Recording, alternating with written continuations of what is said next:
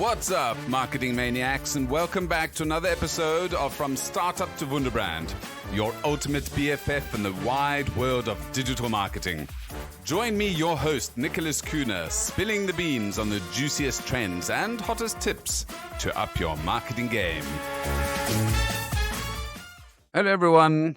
Now, in a world where everyone relies on Google to send business to us, making sure that your website is up to date and is generating the right amount of information or giving clients the information they need to find you is super important. And this is where Google Analytics 4 comes in, but also specialists who know how to utilize and get the best out of your website. We've got Philippa Games, who has worked over 5,000 websites, so really knows her way around Google Analytics in particular, and making sure that you can drive as much traffic to your website as possible. So, Philippa, wonderful to have you with us this evening. Hi, Nicholas. Great to be with you. Love the Northern Lights and all that. It's great. I couldn't afford the real Northern Lights, so I thought I'd stick it up on the screen behind me. But having said that, I was chatting to a friend this evening. We can actually see the Northern Lights from our roof. So wow. not in Technicolor like you can see behind me. Now, Philippa, you don't sound particularly American, but you live in America, yeah? Yes, that's right. But I am originally a Brit. Yeah. So okay.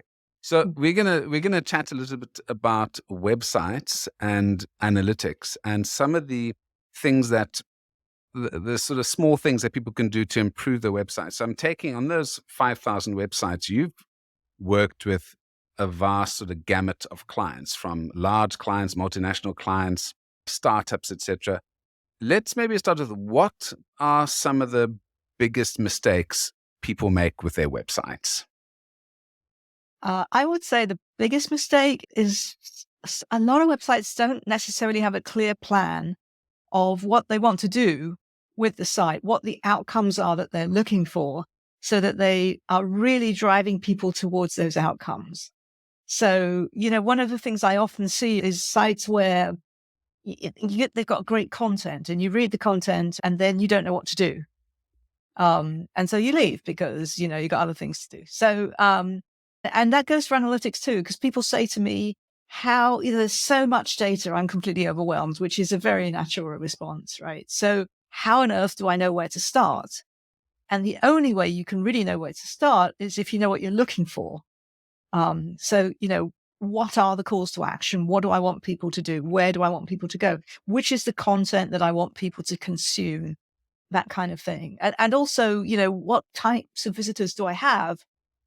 How are they different? And therefore, for different types of visitors, what do I want to do? I mean, visitors aren't all the same, obviously. So really, first of all, thinking through what your strategies are, what your goals are, what you're trying to achieve, what you expect to happen, so that then you can say, okay, is that happening? The word or phrase you used there that strikes me is call to action. I've seen that a lot of times where people want 20 pages on their website and they want tons of content. But if you don't understand the customer journey in terms of what is this page trying to deliver, what is this solving for a customer, you're just wasting people's time and you're not giving anyone any value. So that call to action aspect that you speak to is super important. What type of calls to action are most typical on websites? What type of call to action should folks look at when they're building their site? So again, the call to action, which is the thing that tells somebody what to do next, is obviously depending on what you're looking for. So if you're trying to get them to buy something, then obviously you're doing those things. So add this to your checkout process, etc. Most people aren't going to buy the first time they come to a website. That's another thing you see. Lots of websites, you get to the site and it's screaming at you to buy my stuff, buy this now. And most people don't do that. They want to know who you are, what you have, maybe compare what you have with other competitors, make a decision, So it's important to create relationship, and that could be sign up for our newsletter and get exclusive offers. It could be watch this video that tells you a whole lot more about how people use our product, for example. Thinking about the purpose of each page, and really with the mindset that not each page is necessarily designed to sell something immediately, but it's designed to sort of nurture people along the way. And some sites, obviously, especially in B2B, aren't selling anything directly. They're doing lead generation, right? Because the actual sale is more complicated, doesn't take place directly on the website. I wrote a book a while ago, and one of the things I was saying is that you get asked questions and there really aren't necessarily one size fits all answers, which is why I keep coming back to, you've got to know what your site is trying to do. That nurturing, again, I'm just going to pick out little gems that you throw out there and discuss them a bit more. The nurturing is very important for websites. And exactly as you mentioned, people don't buy the first time they come onto a website. Sometimes they're just checking, for example, on B2B, that you're actually a company that actually exists. That would be the first step in that. The second one is they want to see how your product works. Perhaps it's a comparison site. They need a blog. So there's the blog aspect, there's the video aspect, there's the lead generation aspect in terms of downloading an ebook or joining the newsletter. I mean, websites there are so many cool things you can do with them. But as you said, you've got to understand the customer journey. You've got to understand what kind of information your customer is looking for. How do we find out that customer journey? How do you build out a website to actually deliver on what customers want? So what's your process, Philippa? Right. So maybe we should just very briefly remind folks what the customer journey is. The customer journey is describing the whole process from before somebody's ever heard of you through to hopefully they're becoming a loyal repeat customer. So before they've ever heard of you, they wake up one morning and they go, oh, I need X. And you happen to sell X. So that's great. So they go to a search engine and they look who sells X, right? And they find your site. So the first time that the customer finds you, we call that acquisition. So that's the first time that they hear about you. And at that point, you're introducing yourself. It's like a conversation, right? So you're saying, hello, here's who I am. Or who we are. Here's what we've got and how it can help you with your particular need. And then hopefully they say, oh, that's interesting. And then you want to sort of engage them. You want to talk to them. You want to tell them more while they're thinking about, do I want to buy this thing from you or from somebody else?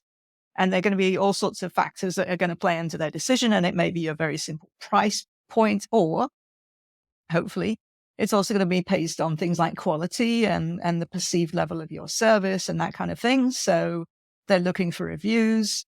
Hopefully they're looking for testimonials. Maybe they're looking on your site for more content and more information about what you sell and how it works, how people use it, right? So they're doing research, which in the customer journey is often called consideration, right? And then they make a decision. So hopefully at that point they decide to buy your stuff. And at that point, it's very important that the purchase process is very easy and intuitive. And we still hear all sorts of stories about how many people abandon their shopping carts, right? For all sorts of reasons. Maybe they do change their mind, but it may be because you don't offer the sort of payment option that they're looking for. It might be because they're shocked rigid when they see your shipping costs. It could be all sorts of things, but hopefully they make the purchase. And then after they make the purchase, assuming that your business is the sort of business that has repeat customers, you want them to become a loyal customer that keeps coming back to you. Because, there's an old marketing saying that it's 5 times the expense of getting a new customer in terms of marketing costs than it is to keep an existing one. So that's about support. It's about making them feel valued. It's about, doing things like loyalty programs or exclusive previews or whatever it might be to keep their business. So there's a whole process here. And it's really important, going back to, knowing what your website's trying to do, because you need to have some sort of concept of where people are when they're on your site. And again, as I said, a lot of people just focus on that purchase stage. But there are 3 other stages. There's the initial acquisition and then getting them interested and then retaining them that are also really, really important. So you really have to think through the whole process. Well, the customer journey is one of my favorite marketing topics. I lecture in digital marketing and I use the customer journey as the foundation for everything that I do with anybody. Because if you understand where somebody is in the customer journey, you know what channel to use, what language to use, what hook to use. It just makes it so much easier.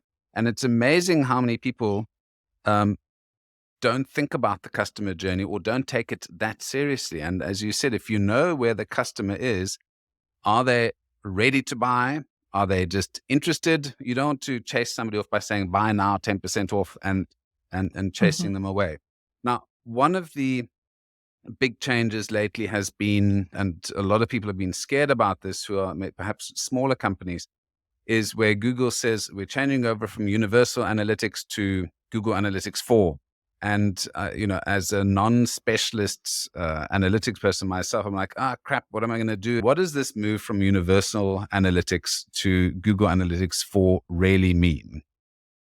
So, firstly, I think that part of the reason that Google did it was because of privacy concerns. So, especially in Europe with GDPR, there were mounting concerns about how Google tracks and stores data. And so GA4 is much more sort of privacy oriented. So that was one of the pressing reasons why they did it.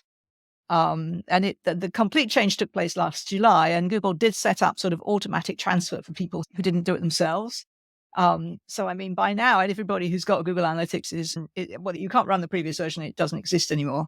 It doesn't work. But you're probably running GA4 even if you haven't really looked at it. If you haven't looked at it, I would highly encourage that you do, because it is remarkably different. And you should actually, if you have a website, you should be running analytics. We're talking about Google Analytics here. Obviously, it's not the only game in town, especially in Europe. There are other packages that are out there.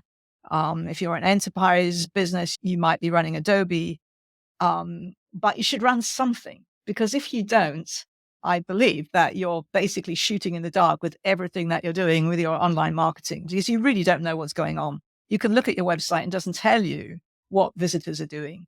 And sometimes you can be really surprised by what visitors actually do, because you get so close to your own stuff that you can't believe that people can't see where the call to action is, or, where the video is, or whatever, or how to do something, how to find something. So yeah, really, if you don't have analytics, whatever you're doing, get it going. Yeah, I mean, that goes without saying. I think anyone not generating free data is a moron in this particular stage. But you spoke about something interesting, which is and it's particularly in Europe, and that is the privacy and cookies. And I know there's been a lot of talk around here about that. And one of the irritating things about coming to Norway has been every single website I click on, I've got to say, do you want cookies? Yes, no, how many of them? And honestly, sometimes I just go out to the website because I don't actually, number one, I know now all of the tracking that they've got on me, and I don't want that. And number two, it's a bit of a, I can't be asked actually to now go and uncheck things. So how are companies, and especially European or perhaps American companies now, generating data in this time where Apple is now stopping cookies? Google is now getting worried about getting sued left, right, and center, and privacy laws are becoming so pervasive. How are websites or our websites useful places to generate first, primary research on our customers versus just cookies tracking them around the web? Right. So we should be clear that analytics, there are two types of cookies. So there's third-party cookies and first-party cookies. So third-party are the ones that are going away, because they're cookies that you as a website owner, your business doesn't own. They're placed by, in order to make advertising better targeted and so on. Right. So they're not your cookies. The first-party cookies, which are your cookies that you place on the site, are not banned in that sense, because it's your data that you're not sharing. And, there's also a lot of people saying to some extent this has gone too far, because what first-party cookies do is make your experience easier on the site. So, if you've logged in and you've given your password and you want to stay logged in, that's a cookie. If you put something in your shopping cart and you go away and you come back and you don't want to start again, You want to go back to, okay, what have I got in my shopping cart? What have I got on my wish list? That's done by cookies. So, we're very paranoid about data, and we should be. And it's a sort of double-edged sword. And for marketers, it's interesting because none of us like being tracked. So you're talking about how you don't like being tracked. But when you've got your marketing hat on, you want to know what visitors are doing and how they're responding to your site. You don't want to be tracked, but you want everybody else to let you track them, right? Exactly. So, it's not as simple as it sounds. Now, one of the things that Google, for example, has is this thing called consent mode, where you get the cookie banners and stuff. It does do some level of very anonymized tracking so that it can do predictive modeling of behaviors using AI, so that you don't know about individual users, but you might be able to say, based on this model, we can say that most users would do X. Now, that is something that's being worked on. But the problem there is that for very smaller sites, smaller businesses, that's not going to be so effective because you need a certain amount of data for that to be statistically reasonable, right? And you have to know, I mean, this is something I tell my clients all the time. You have to know that the analytics it's not Nielsen rating. It's not statistically, it's not auditable numbers, right? So Yeah. it doesn't represent all your visitors. And I've seen some estimates that up to 50% of your visitors aren't allowing you to track them. So Well, you're losing, a lot of that. But what you're looking for there for an analytics is not the actual number of visitors, but what the trends are, what the trends and behaviors are, and where it looks like there could be problems. And that's really what you can see analytics is being useful for. It's not an audit tool. so you pulled out 2 points there, which is first-party cookies and third-party cookies, and I think people need to be able to separate those two out. The point of why we need cookies is exactly as you mentioned. I mean, if you go onto a website and you don't allow them to have any information on you, they don't know if you're coming from a mobile phone, a tablet, an Android device. So your experience might be a bit trash as well. So the fundamentals of cookies are good. And as you say, it's a double-edged sword. We can, the more information marketers have, the better they can serve you with better quality content. But obviously, there are bad actors there that take advantage of this and, use it to track you around the internet and things like that. So it's a tough one. And there's always this balance. And the same thing with medical data as well. If governments knew all the medical data of everyone that lived in their country, and insurance companies knew they'd be able to build enough hospitals, have enough kidneys and, everything, blood available. But because we don't share that information, the ability to deliver properly in terms of services is diminished. But you also don't want the government knowing that you've got a kidney problem or your employer knowing that you've got some nasty hereditary illness and they don't hire you. So it's a tough spot to be in for websites. But anyway, let's move on to some sort of more positive sides on websites. Can you maybe talk through some? I went to your website and I saw some interesting services here because I very often I don't want somebody to spend their whole life working on my website. I don't need you necessarily to work on my website for the next 5 years and update it every single 5 minutes. And I see you've got a Pick My Brain hour, which is one of your options here. And I think that for me, for example, would be very useful because I've got 39 pages which aren't indexed at the moment. And I have no idea why it isn't indexed, but the rest of my pages are indexed. Tell me what you do in a Pick My Brain hour and what type of questions do you get in these sessions? So the Pick My Brain is it's literally that. So I should be very clear. I mean, it's designed for people who don't want to go into a whole project. So, it's, can you have a quick look at my analytics and tell me X?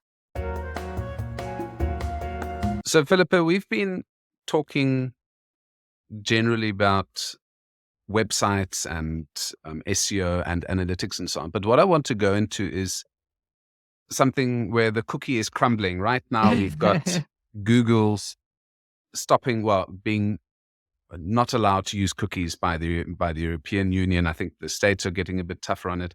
Apple is stopping a lot of websites being able to generate information from cookies. And I think that in one sense, it's very good not having too much of your personal information out there. But the problem is that as a consumer, you actually do need to give a certain amount of information away in order to have a better experience on a website or get marketing materials that are relevant to you. So how is this, how have you seen this market change, and how do you think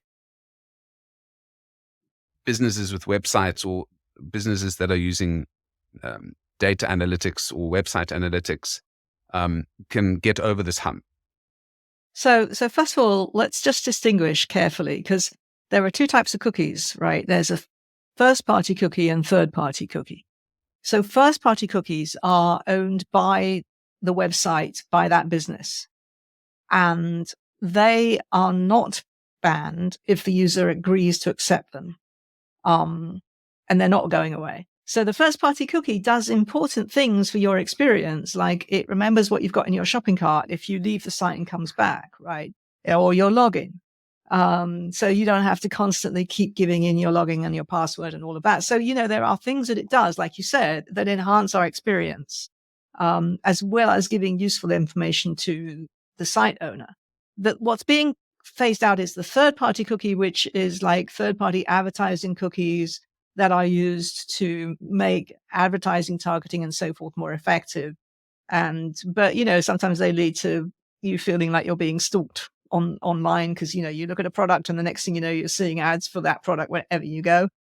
That's gone. I mean, I'm happy that that's going to go. Although I'm not an advertiser, so maybe I shouldn't. I honestly, I do think to some extent that there are some rumblings that say that the whole privacy thing has gone over the top a little bit, because it's attacking some of the things that are useful as well as the things that are not. And, sometimes I wonder to myself, given that in analytics, certainly with Google Analytics, it's completely against policy to store any personally identifiable information in the analytics data. So that means anything that can be specifically tied to one person, like an email address or obviously a credit card number and so forth. And we would expect those things to be protected and secure. So, whether or not anybody is actually going to download a huge Google Analytics data set and piece together enough data to try and figure out who these people are, I don't know. Sometimes I wonder how much of a threat it really is. But most companies don't keep personal information, or most people won't have access to, again, credit card details. There should be sufficient security around that.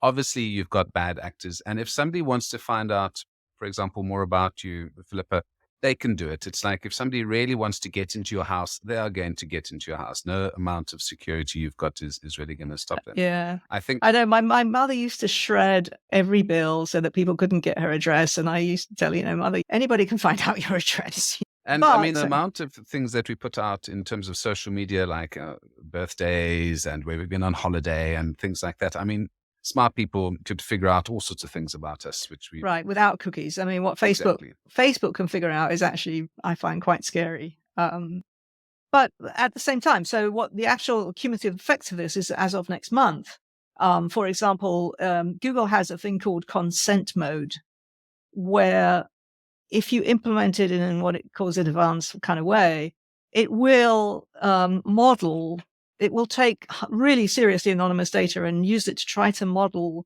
what's likely to happen so that it can still inform, Google Ads and so forth. And if you don't have consent mode implemented for your analytics, as of March, I believe you're not going, if you're in the EU or affected areas, you're not going to be able to use Google Ads or Google services in to some extent.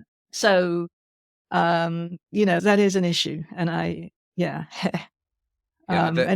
they might have gone a little bit overboard, and this might not spell the end for Google and companies like that in Europe, but it does mean, I think advertisers are going to perhaps push back a little bit against that, because again, how do we get our messaging in front of the folks that need it? So that's one aspect. And I think important note, again, first party and third party cookies, very different. And again, the data you're getting on your site, people are typically allowing you to have that, and you'll be able to use that to improve your offering and services to customers. But the third party, which is those ads that follow you around relentlessly around the web, those can go away. So those can bugger off, basically. But let's talk about analytics and perhaps some experience you've had where this has actually made a difference. So if we think about analytics, I suppose we're talking about Google Analytics, the information that you are getting from Google for your page. And there are a variety of tools. There's SEMrush, there's Ahrefs, there's also a couple of other platforms that you can use to analyze it. Maybe talk to me about how you go about analyzing how effective a website is. So Google Analytics is one tool, and there are others. I mean, Adobe is a much sort of more enterprise level solution. In Europe, there are tools that are really focusing on the whole privacy issue, so like Piwik and Matomo and so on. So we shouldn't only talk about Google. Yeah. SEMrush and Ahrefs SEO analytics tools specifically. Yeah. But what's interesting is one of the things I like to say is that many times when I look at a website, there are opportunities for new products or services or target markets, which wouldn't be clear or obvious unless you were looking at the analytics. In fact, I have an ebook that I just made that hopefully you might put a link to under the show notes, where I tell several stories of real significant business changes that we've made as a result of something that we found in the analytics. And I'll tell you a story that is not in the book, so that if anybody wants to download the book, they get 5 new stories. Some time ago, I was working with an employment lawyer in California, and her business was training large California companies in workplace, things like how to prevent sexual discrimination, sexual harassment at work, right? That kind of stuff. How to train employees in that kind of area, like what is harassment, what isn't, and so on. She didn't do litigation. She wasn't a lawyer that went to court in that sense. But her whole thing was sort of stay out of court for her clients, you know. Now, what we did was we looked at so she had a huge amount of content on the site because she had to prove her expertise and everything. And she wrote a lot of very, very interesting articles. And so we had a search engine on the site, and the search engine on your site is a fantastic market research tool. It tells you all sorts of things. It tells you what words people use to describe what you have, which sometimes might be different from your jargon. And that's important to know, right? In terms of how to market or how to talk to people. Yeah. But one of the other things it does is it tells you what people are looking for on your site, and which may be, so it's what they expect to find at your site, and that may be stuff that you don't have, but which you could have. And based on the searches, it became very clear to us that there were many, many people coming to the site who were not the corporate people. They were not the people who would hire her, but they were employees, regular, ordinary employees saying, I think I'm being harassed. Do I have a case? How do I do this? What do I do? And we created some very impulse purchase priced kind of ebooks. So, you know, with all sorts of legal disclaimers, but, you know, many cases that people think might be harassment are legally not. So before you spend a lot of money on a lawyer, read this $20 ebook and see if you may have a case. And we did that for, I'm being accused of harassment, what do I do? I think I've been unfairly dismissed. What do I do? I think I should be getting overtime. What do I do? Right. And also some manuals for companies that didn't want to hire her to do a whole training, but from the employer side as well. And obviously they cost a bit more. But the point being that we saw an opportunity to create all these information products, which of course, the beauty of those is once they're up and running, you know, the person puts in their credit card and they get the product and there's no fulfillment cost. And these sold, you know, several thousand a month. I mean, it was a really nice kind of sideline for the business that was incredibly cost effective once it was there. And the idea for it came from looking at what people were putting into the search engine. So we wouldn't have had any idea just by looking at the site that this was all happening. I've seen some of those search engine plugins, and I've always wondered, why are those useful? So now you've actually given, you know, now you've actually explained why you'd want, what the value of that is. And that's the first time I've thought about that. That's actually quite I genius. I mean, mean, that's your sometimes own. it tells you really obviously, like I worked for a parts manufacturer, um, and they sold multiple parts for all sorts of things. But they changed, every so often they would change the part number or the name or whatever. And they were losing business and they didn't know why. And they had people coming and then they didn't buy anything. And again, we went, okay, well, what's going on? Looked in the search engine and realized that a lot of people were coming in, they were putting in an old part number or name, and the search engine would come back and say, sorry, we don't have that. So they go away and buy it somewhere else. And I mean, it sounds really simple when you say it, like, what do you need? You need a lookup table that maps the old name onto the new name, and but you're back in business, right? Yeah. But without knowing why business was going down, and that was one of the causes, you can't do anything about it. Yeah. Well, that ties into understanding your customer and not allowing websites to do all the work for you, because a website, I think, is a living entity almost. It has to be, as you said, updated. You can't just put it up and then expect it to do its job forever. So I like that example of finding out what people are searching for on your actual site, versus just waiting for Google to give you details. Um, Let me see what I've got over here as well. So those are two great examples that you've given on where analytics has made a tangible difference to businesses. You mentioned not just using Google Analytics. You spoke about some other platforms. What other platforms should people be looking at other than Google?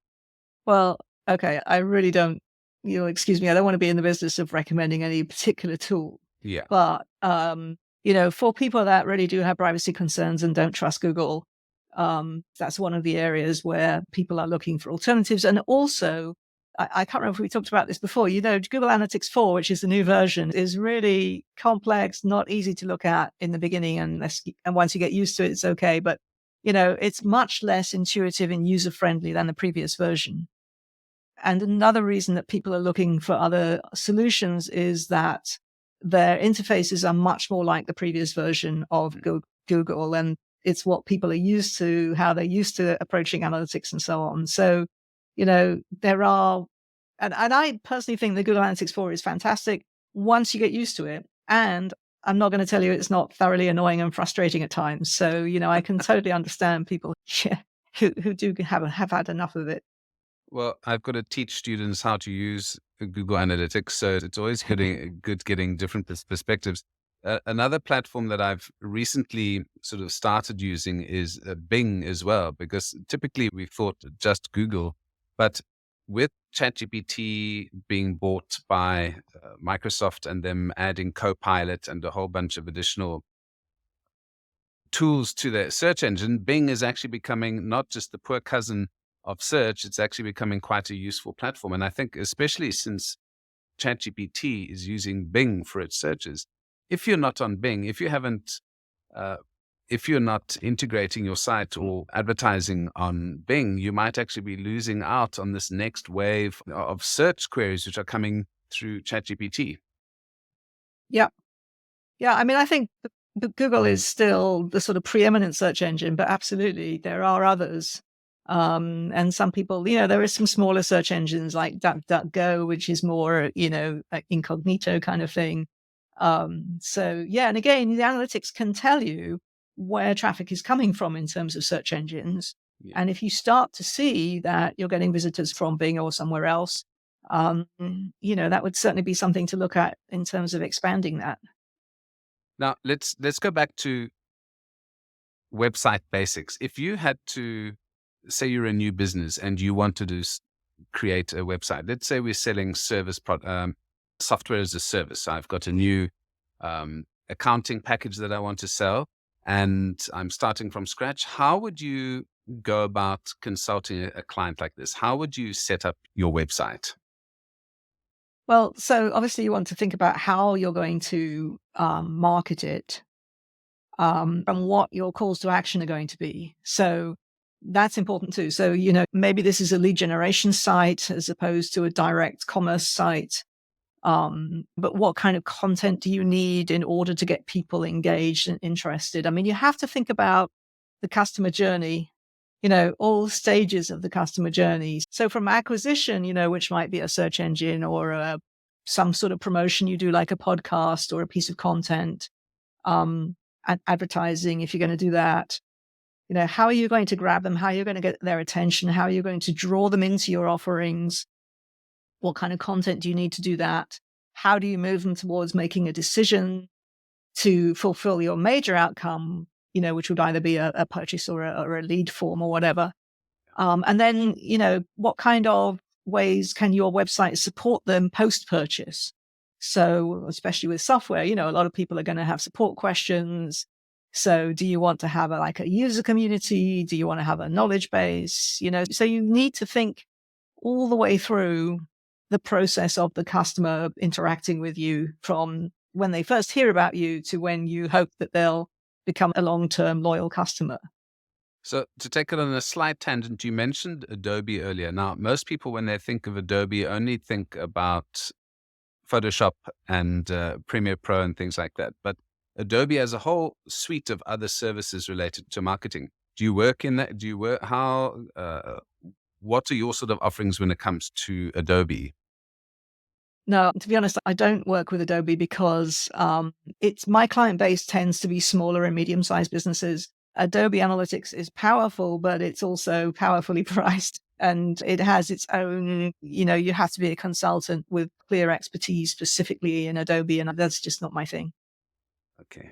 Yeah, that's a tough one, because I'm actually an Adobe partner, so I've got access to all of this, and they've got some marvelous playbooks and processes, but it really is enterprise, for enterprise customers. So I think for most people, the products and services that you've mentioned are suitable for them, but there is another level. So once your website gets to a level where you've got multiple countries, you've got thousands of SKUs, you've got big databases, you've got multiple languages, you can't use WordPress.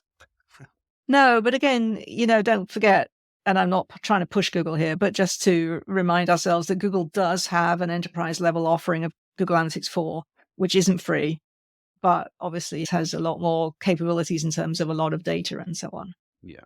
And that basically is based on your spend. And I know here in the Nordics, we've got quite a big Google office in Oslo, and they've got teams that support large companies in terms of their analytics, their Google ads and aspects like that. So yeah. Right. I mean, it's quite a hefty fee, but obviously you get service for that.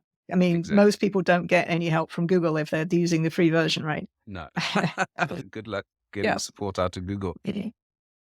But if I had to ask you, what is something that if I had to ask you, what is something interesting about Philippa that we won't find on your other podcast interviews and that we haven't discussed on this one? What would surprise folks to know about you?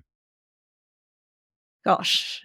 Your teapot collection that you've Well, yes, I run was a thinking about marathon, tea. I mean, obviously, I'm from the UK, but I live in California now. But I have to import my tea from the UK, and I drink a lot of it. Don't they have tea in the States? Do you have specific? It's terrible. Sorry. Just the sweet tea, that Lipton's. Well, no, Lipton, it's just not strong enough. I mean, So I what drink. is- what My is mother your- used to say that my tea looked like beer because I drink it really quite strong. And Okay. So what is your go-to cup of cha?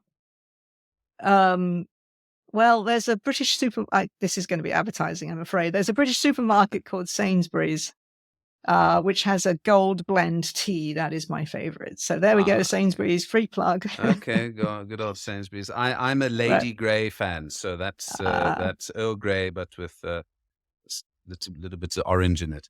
Right.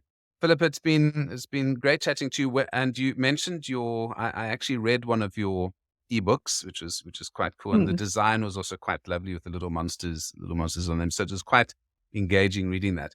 Where can I send folks to find out more information to help improve their websites and analytics journey? Yeah, so I'd be happy to meet people on LinkedIn. I'd love to connect with more people, and if you have any questions, please send them through. My website is called Websites That Win, nickcooner.com.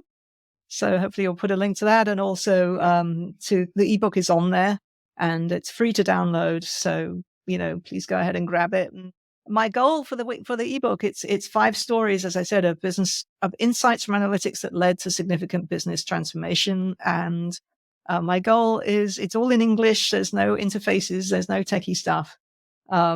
I do tell you where in the analytics we found it, but I don't go into any particular detail because that's not the point. The goal is to inspire you, if you're a business owner or a marketer, to read a story and go, I wonder if that's happening to us, or I wonder if we could do something like that. It's always better to learn from other people's mistakes than to do it yourself. So I suppose that will be one of the values. Well, Philippa, it's been lovely chatting to you. Thank you so much and have a great weekend. Thank you. You too. Now, before we wrap up, don't forget to show some love for From Startup to Wunderbrand by subscribing on your favorite podcast platform. If you'd like to help us grow, tell your friends, share on social media, and leave us a review. For those of you who want to dive a little bit deeper into the topic, join me on Twitter @NickCooner. Let's connect and chat about all things branding and digital. Until next time.